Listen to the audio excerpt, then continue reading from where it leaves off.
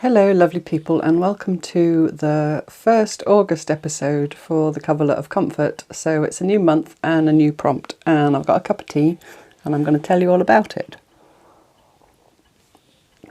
Excuse me. The theme for this month, or the prompt for this month, is Ancestral Lines. Now last month we looked at connections using the line from the Mary Oliver poem, Your Place in the Family of Things. We looked at connections between ourselves and nature and the natural world, the plants, the animals, the fungi. Some of us included bacteria. And so this month, kind of following on from that, that was kind of a horizontal connection, if you like, between us and the natural world and our living relatives, if you want to look at it like that.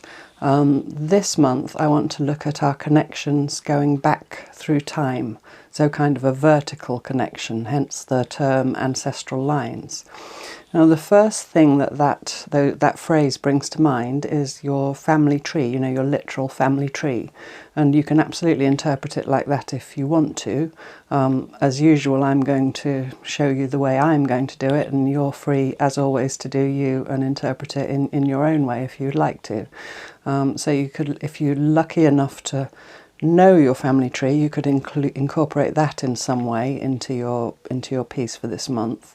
But not all of us do. Not all of us have that kind of access to that information. Some of us are displaced people, you know, who are not in contact with our family, or have no means of looking back to prior generations, if you like. So I want to open it up. I want to open it up anyway, not only so that those people feel that there's something that can resonate with them, but just to make it broader for myself personally as well. So other ways you could look at your ancestral lines could be through any heritage that you feel part of, whether that's a culture or a tradition or a spiritual heritage, something like that. So in that way, your feelings, your beliefs, your life experiences and so on can connect you with people that have gone before, who have shared those feelings and experiences. So you may want to interpret it in that way. You could also feel yourself connected, if you're of a scientific frame of mind, with all the different species that we've gone through. You know, if you look at evolution, the way that organisms have evolved, you know, so we're literally related to plants and animals and fungi and all that kind of thing. So if you want to bring that in sort of from last month and carry it on this month in a more vertical line type way. I don't feel I'm explaining very well. My thoughts are kind of all in my head and I have to get them out through my mouth. And I know that many people as well feel literally connected to the land. I saw that last month. So you could think about that as well. If you live on the land of your forebears, you maybe feel that, excuse me, that is a linear connection, your shared connection with that piece of land. Or maybe if you live on the land of other peoples that you've connected with. I know there's some of you that live on indigenous land in across the pond mostly, and also in Australia and New Zealand, I guess, as well, and all over the world really. And that you feel connected to those communities, although you yourself are not a traditional part of those communities. Perhaps if you feel part of a diaspora yourself, but you're living elsewhere, that you might want to bring in the land of your forebears, even though you no longer live on it. So it's open to many interpretations. In terms of the technicalities, I'm going to make one long piece that goes along the bottom of my coverlet, as my coverlet has got a way up. And I'm going to I'm not entirely sure yet which route of all those that I've mentioned I'm going to go down. It will very much develop as it goes along. As often is the case, I know my first steps. I have to give these things a bit more thought because I have to explain them to you than in the way I would usually work if I was just working for myself. But basically, I know my first steps. Fear not, I have you safely by the hand and I will guide you along with me. But yeah, I'm interested to see for myself how my thought process thought processes develop throughout this month. I think the stitching, the stitching's always enjoyable, but I think the way I've chosen to do this month will be particularly enjoyable because it kind of borrows from something that I've done for many years, and I'll show you more in a minute when I get over to my desk. So I think that will be very meditative and a very thoughtful, engaging process to carry out the stitching. I mean, it has been all along, but I think this one particularly will be. And as we kind of circle out from where we began in January with the self, I think this is a fitting time. It just feels right for me to start looking back a little bit and feeling connections. The other thing is, while I was doing a bit of reading to sort of get my thoughts in order, I came across an article online which I will link to, which is from a therapist based here in the UK, and it's her thoughts on ancestral lines and ways of interpreting them. And I think that's, it would be really nice to read that if you'd like to. So I'll put a link down below in the little box. If under this video it says more, the word more, if you click on that, the little box will drop down, and there's all the other stuff I always put there, link to the private Facebook group and so on, and also there'll be a link to this article. So I'm going to take you over, first of all handheld, and show you my coverlet of comfort that's still hanging over there up on the curtain pole. I think I'm going to keep it hanging up there for now. I rarely open that curtain because that's the sunny side, and it gets, the room gets too warm. So it's safely hanging up there against the curtain for the foreseeable future. I'll show you where and how I'm going to attach mine and how I've come up with the dimensions and so on. And then we'll go over to my desk and I'll share with you, like I said, the first steps on our journey back through our ancestral lines. Okay, it's a bit difficult for me to get far enough back, but I've still got the coverlet hung up from the curtain pole. And this month's piece I'm going to put along the bottom as it's hanging. So I'm going to make a long strip that goes all the way along there. Now the finished area of stitching, so from here, going slowly so you don't get seasick, up to here, is 38 inches. So I've torn myself a long strip of my backing cloth, my old sheet, that is 40 inches. It just happened to be around that in the drawer. So, and in terms of the width, I think I'm going to aim for somewhere around 5 inches wide, which will kind of fit in with the width of the stitched area of last month's. Not the words, but this part. So I'm just always looking for those little references back. You don't have to do that, that's just what I do. But just little references back to other pieces in terms of size or colour or whatever.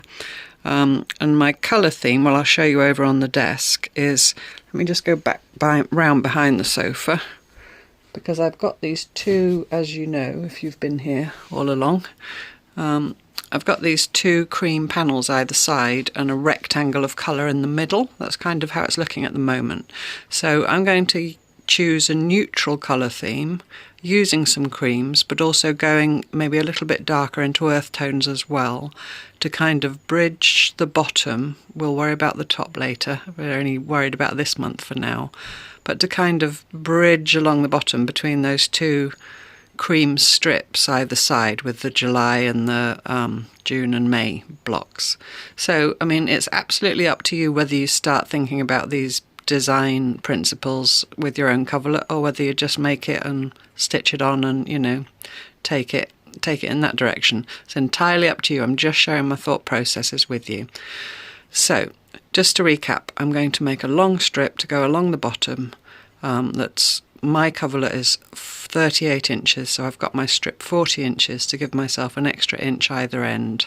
And I think my strip is about 6 or 7 inches wide, but I'm aiming for it to finish at around 5 inches wide. But your strip will be whatever the length, the side of your coverlet is that you want to attach it to, by whatever width you fancy. But I'm keeping it reasonably narrow because it's quite a long piece. and obviously I've got to get it all done in a month. You of course can go with a bigger piece and take longer if you like, but yeah, I have to keep up. So without further ado, I shall stop this wobbly handheld, put you in my camera stand and show you my bits of cloth. Okay, so this is one of my 2 scrap baskets, well, 2 main ones, there are smaller ones, and this is all my neutrals.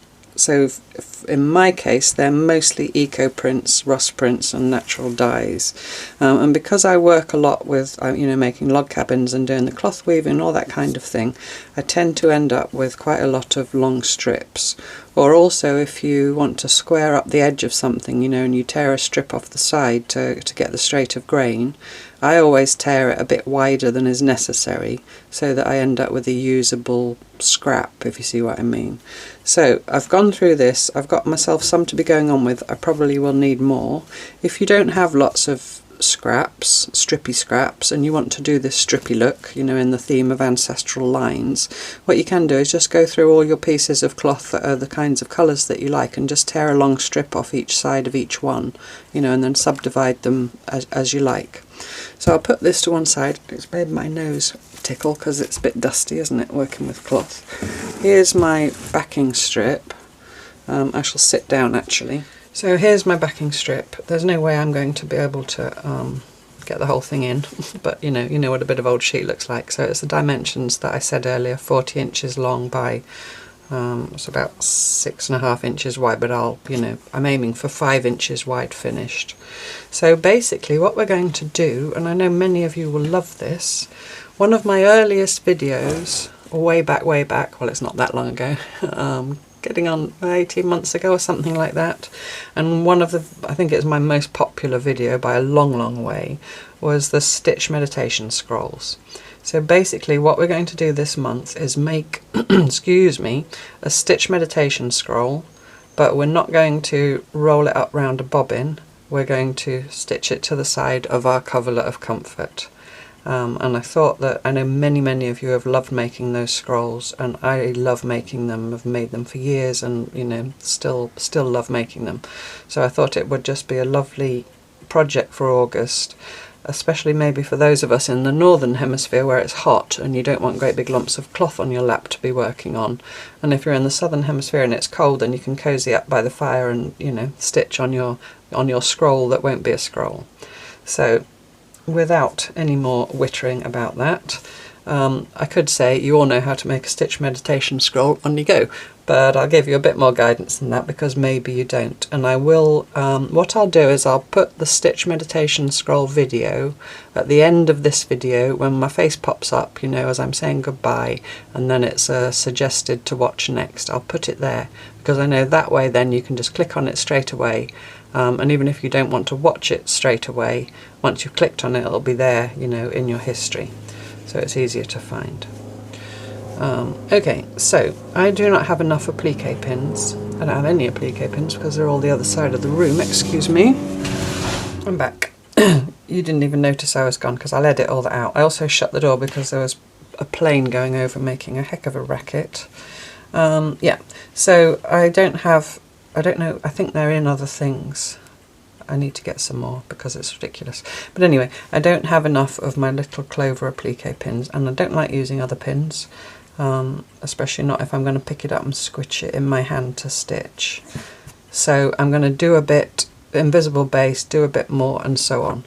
You could, of course, if you wanted to, just lay out and pin the whole thing, and then, sorry, there's all bits. I think it's toast crumbs.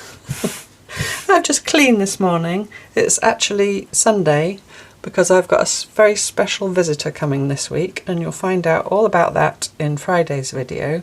So this morning I've cleaned everywhere so it's all nice for her, and yes, and I'm doing this now because there'll be quite a lot of stitching that I'll need to do before next week, and I want time, you know, for my special visitor. So I'm going to get started with you just as a recap if you don't know, and then I'm going to go away and do some stitching on it, and then I'm going to come back and show you however far along I've got this week. But basically this week will be preparing the background, getting all the pieces on, getting them all invisible basted down. So if you know how to make a stitch meditation scroll and you don't need any more guidance from me, feel free to go home early, so to speak. Right, so I've pulled out kind of 3 groups of colours out of my non-colour colours. So I've got very pales, and like as you can see they're all strips, but they're all different widths. Some of them are quite narrow, some of them are, that's quite wide. That's, you know, I could even just do that, and now it's 2.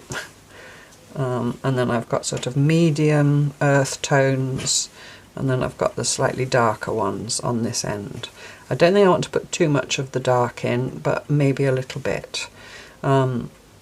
And I'm thinking of those lines when I go here to the Jurassic Coast, which is where the beaches are that I visit. There are lines in the cliffs, and actually I was up on the north coast of Somerset the other week visiting a friend of mine who works in a print studio there, and there were those, you know what I mean, those kind of lines of geology where you see where the different rocks have been laid down over the millennia. So I'm thinking about those as ancestral lines, as well as the ancestral lines that I talked about in the introduction witter. And that fits with my colours, but you know, you feel absolutely free if your colours are different and you want to interpret that in a different way, or maybe your local geology is different colours to mine, or you know what, or you can just be abstract about it and just do brightly coloured lines. You do you, as always. I'm just giving you ideas. So I'm just going to make a start. I'm going to leave maybe half an inch or so of my background with nothing on it, and I'm just going to start laying bits on, maybe about like that, and put in pins, and I'm going to overlap them by about 1/4 of an inch, but I'm not going to worry too much because the backing cloth is there and we'll be doing other stuff over the top. And you can always, if you know, say I put this piece on now like that, and I only overlapped it a little bit, and then when I stitched, what tends to happen is it pulls apart. Then at a later stage you can just get another little bit and just stitch it on over the gap. So, you know, it's just, as always, I recommend using thin cloths that are nice to stitch through. Some of these are a bit thicker, but I know they're okay because they're old sheet. But, you know, it's just, don't stress about it. It's a very enjoyable process if you like that sort of thing. And I think if you didn't like this sort of thing, you wouldn't be here in August in the Coverlet of Comfort. So I'm just, yeah, I'm just playing really. It's just, I'm going to start with a straight edge here, obviously, because I need to, you know, because it's for my coverlet. So I might overlap that a little bit there, and then I might double these pins up. And what I mean by that is so that they pin down two pieces of cloth. I had these all nicely sorted, but in no time flat they've gone into a big tangle. See, that's a great long piece. I might use it its full length because I've got this great long scroll to put it on, or I could trim it, and what I might do is just pin it there for now. I've picked up some different coloured bits of thread in the scraps, but I shall worry about that later. So I could just pin it there for now, and then later on I can decide if I want to trim it off or keep it its full length.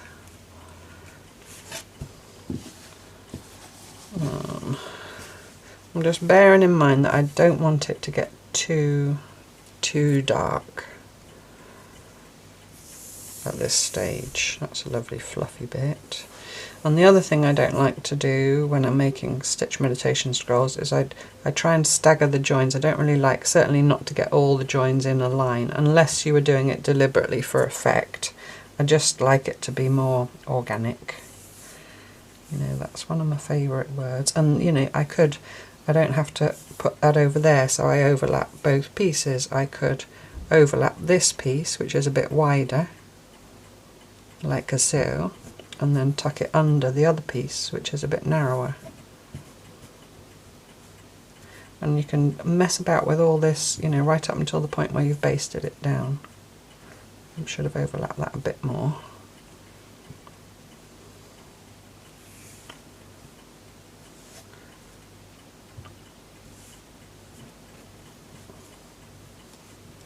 So basically I'm just going to go on doing this until I've run out of pins, and then I'm going to invisible baste.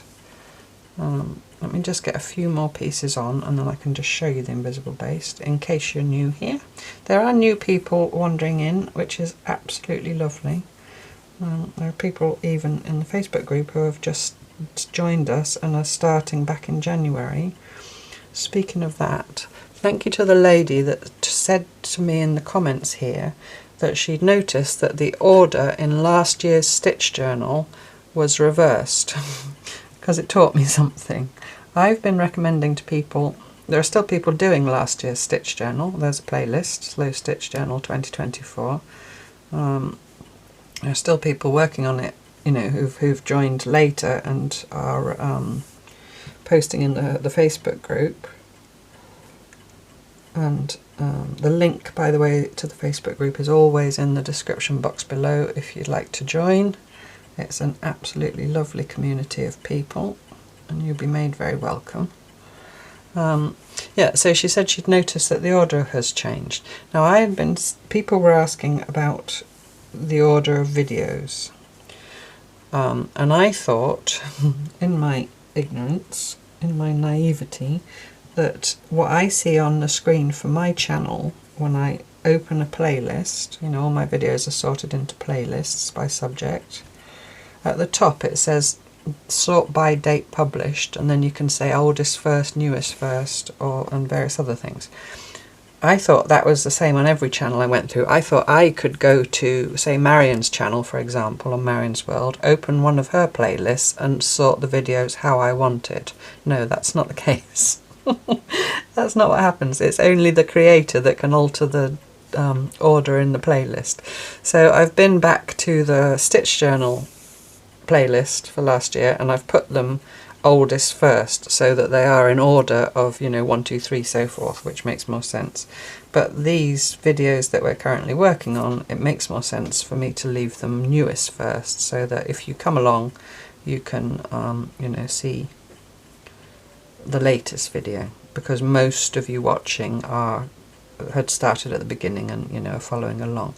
But if you are new here and you want to go back to the beginning and start, you know, with number 1, what you'll have to do is open the Coverlet of Comfort playlist, scroll right down to the bottom, and then work your way up from bottom up. I hope that makes sense. So thank you so much to that lady that said that she'd noticed that the order had changed, and I went and investigated and realised my mistake and learnt something new. It's always good to learn something new, isn't it? I'm not happy about that, even though they're not exactly next to each other, but my eye jumps straight from there to there. I might sort it out with the overlap. So what I mean by that is I could get the piece that I'm going to put up here, I wanted a lighter piece again, I think. I could just overlap it a bit further. That piece, as luck would have it, has got a lovely fluffy edge, so it just lends itself to having a nice big overlap. So yeah, so you know, whether you pin it all and then go and baste it all in one go is also up to you. So I know some people like to see it all laid out, and so they can move it and tweak it and so on before they commit to stitching. I prefer in this case, because it's so big, to pin a bit, baste it. You can always cut the basting stitches if you cut them on the back and, you know, get out any bits you don't want there, and leave the rest of the basting in. You don't have to take out the whole line of stitching. It'll stay because of the little back stitches.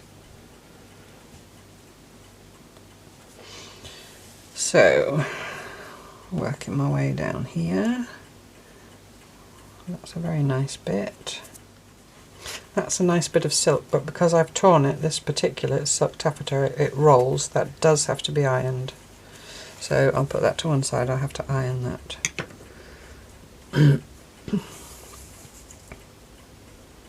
think I want something paler though. Oh, Fred, we don't really want you, boo. You're just passing through, are you? Don't just stop there, I'm working there, boo. Fred, Fred, come on.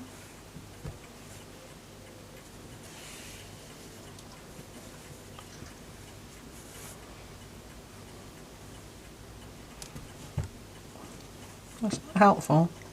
Okay, I've run out of applique pins, so I'm going to leave it there and start basting. I'm not going to baste right down these long ends because I might trim them. So I'm just going to leave them, because if you worked on an area and then stopped it all in the same place there and then basted that and then started again here, unless you put bigger overlaps here and there, you'd have a definite line. So unless that's a look that you want, it's always good to have a few strips longer so that you can integrate the rest, if that makes sense. So I've got somewhere here, I've just got some old machine sewing cotton that I use for basting and a needle. Okay, so I just get a super long bit because I'm a lazy girl. A lazy girl thread is a thing. Can't remember the German. Something Fädchen, something Mädchen. German speakers, you have to remind me. Long thread, lazy girl in German, but thread in German is, I think it's Fädchen and girl is Mädchen. I think it's something Fädchen, langes Fädchen, something Mädchen. I don't know. Anyway, sorry, I keep speaking German. So you can do as much or as little invisible baste as you like. As a minimum, you would want to go down the middle of every strip. If you really like doing it, you could go down all the edges. I really like doing it, and I like to have a really solid, well basted piece so that when I come to start doing my fancy stitching, it's all as if it's one cloth. So I am going to go along the edge. So I've come through from the back, I've got a knot, checking I'm in the middle so I can zoom you in. So you take a small tiny back stitch on the front of the cloth, and then you could take a huge stitch on the back, but because I may not back my coverlet, I'm keeping my stitches on the back to be about 1/2 inch long. They'll all get stitched over with the fancy stitching, but you'll find a rhythm as well. So I'm just going to do that all the way along that edge up until maybe sort of here somewhere, and then I'm going to turn and baste back again, and I'm going to just keep working up and down, up and down, up and down like that, leaving my floppy ends. And then I'm going to go and sit over there on the sofa on a Sunday afternoon, put something on the television to watch or listen to a podcast or something, and do this whole entire piece. And then I shall come back and show you it, and we'll go from there. Okay, see you in a little while. No time at all for you. Okay, so that is my piece all basted. I'll give you a little scan.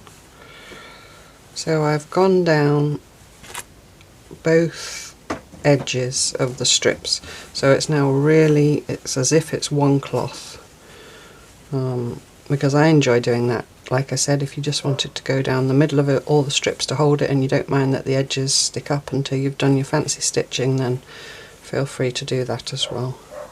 But I just like to do, you know, both edges, so it's just one cloth.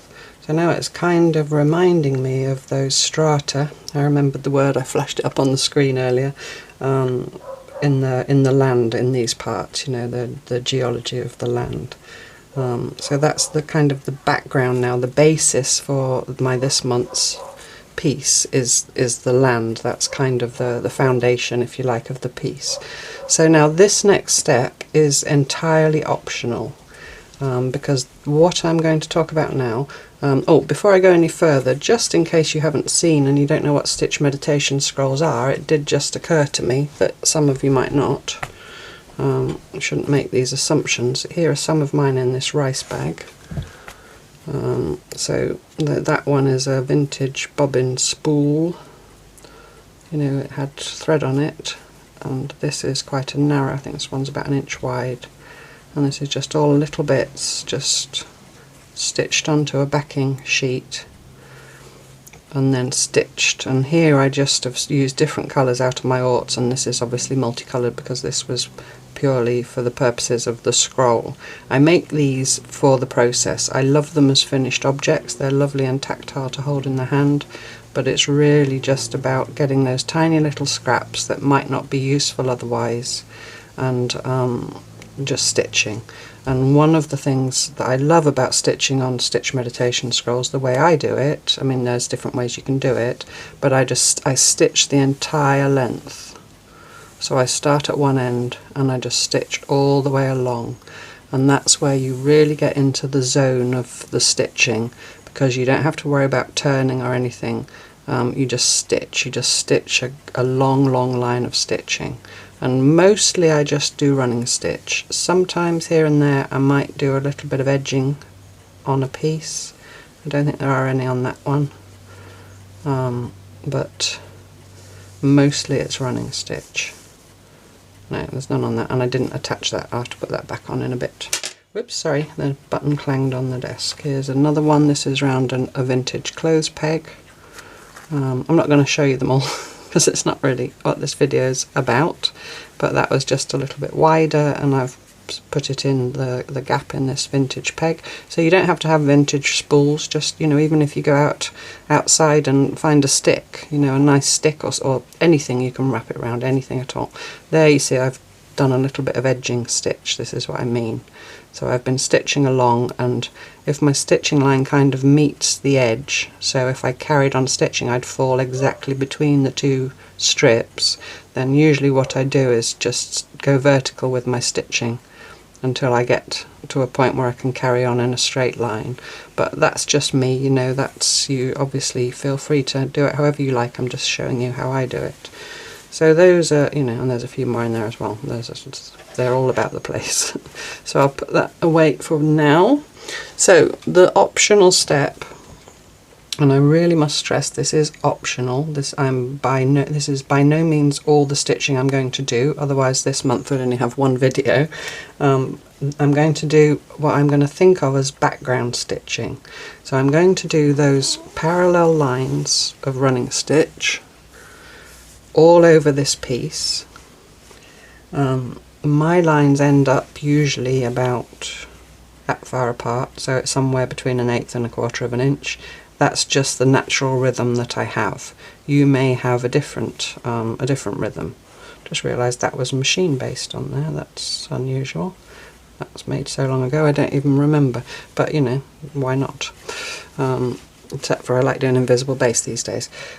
Yeah, so I'm going to do those lines of running stitch. So I'm going to start at one end, do my first line of running stitch. Maybe when I come to join this, I'm planning on overlapping it with the adjacent piece, so I can go sort of a good 1/4 inch from the edge with my first line of stitching, otherwise it'll get covered up in the joining.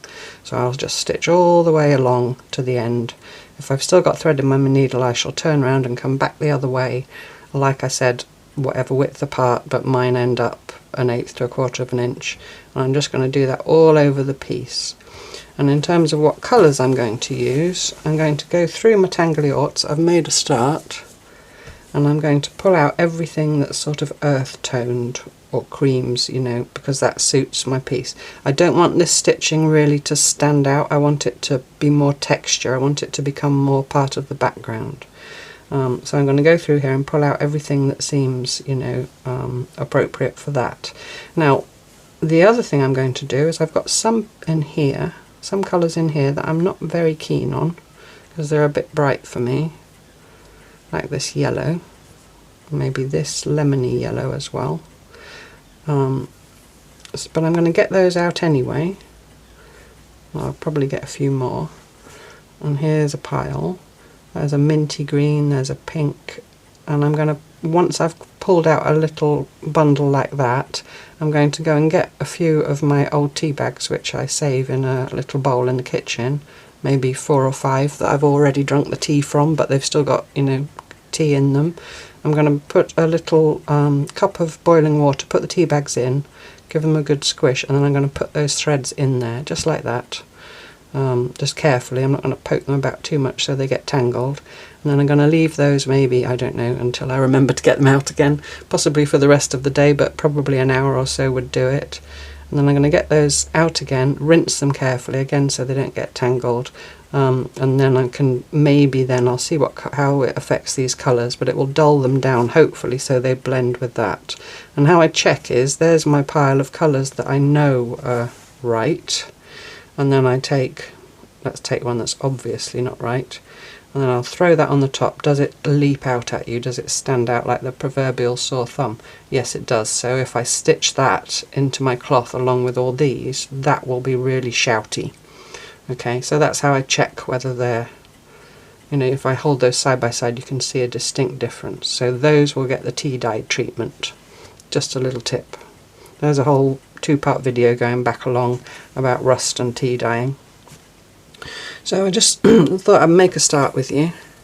So in my needle I've just got, and I'm going to use 2 strands. 2 strands of embroidery floss is what I nearly always use.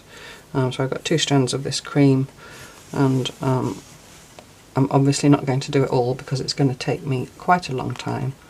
But I just come through from the back somewhere.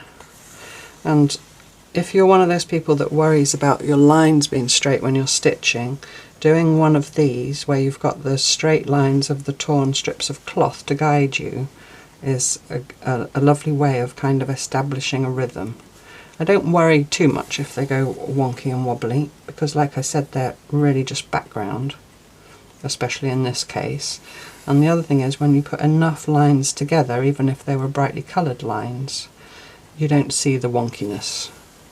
If you do 2 lines and there's a discrepancy between the width, you'll see it. But once you put, 20 lines, then you don't. But because I've got these narrow strips, it's quite easy to judge as you go along that you're keeping in a straightish line. But don't stress about it. It's absolutely not about stressing. This is about enjoying yourself. So my plan, I have some vague notions of things I'm going to do over the top further, as we go through the month. Not fixed ideas, they are subject to change. I usually work, like I said in my introduction, I just take my first step and see where it leads me. That is one of the things that I know in the past kind of blocked me. That I felt I needed to plan everything down to the last stitch before I could begin, and that sort of stops you from beginning. And since I began working in this way, however many years ago it was, this kind of slow stitch way, it's so liberating, because you can literally just pick up a couple of scraps of cloth and a needle and thread and start stitching and see where it takes you, and you don't get that kind of performance anxiety, if you want to call it that, of thinking how's this piece going to look when I'm done. It's it's become something of a cliche, but things are usually cliches because they're true.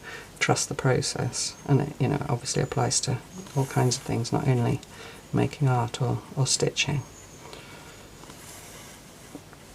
So I'm just going to go, I don't know if I'm going to do any of my little edge stitchings that I showed you. I might do if I come, like I said, to if I come up to an edge with my line, but that's how I deal with it, rather than veering off and that, because I'm using all these neutral colours, won't interfere with whatever I'm going to put over the top.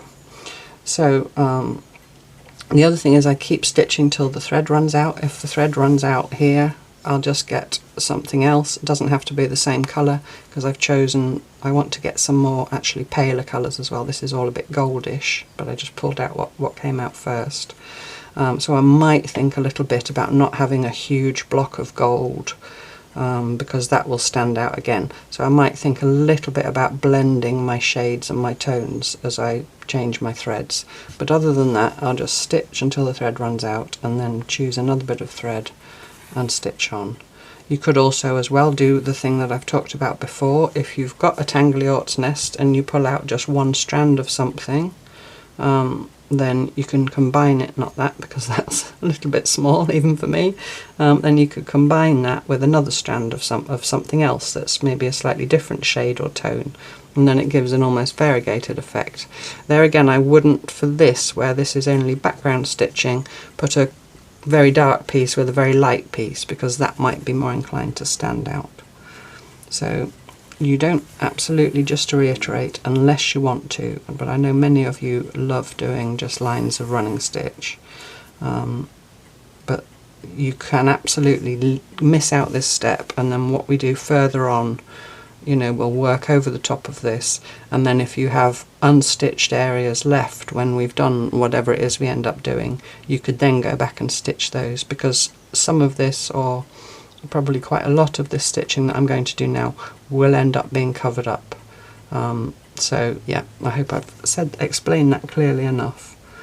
But I wouldn't want you to do all this and then discover that it's going to be covered up and then think, oh well, she made us waste our time. To me, this is not a waste of time because it's enjoyable. So I hope I'm going to be able to get all the background stitching done before next week. Like I mentioned earlier, I do have a special guest coming this week, who I would like to spend some time with, and I've got a couple of other things that I have to do as well. But if I don't, then as long as I've done an area of it, I'll be able to show you whatever the next step is on that area, and then carry on with, you know, the rest of my stitching afterwards.